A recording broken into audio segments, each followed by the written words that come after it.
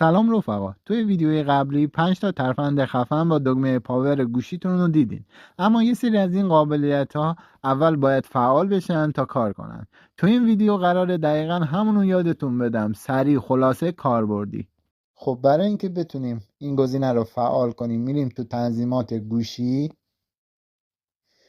میایم قسمت ویژگی های پیشرفته و بعد دکمه جانبی رو میزنیم، بعد تیک راه اندازی سریع دوربین رو میزنیم. حالا با 2 بار فشار دادن دکمه پاور دوربین سریع باز میشه. اگه این ویدیو برات مفید بود لایک و سابسکرایب یادت نره. کامنت کن ببینم گوشی چیه تا ترفندهای مخصوص خودتو بهت بگم.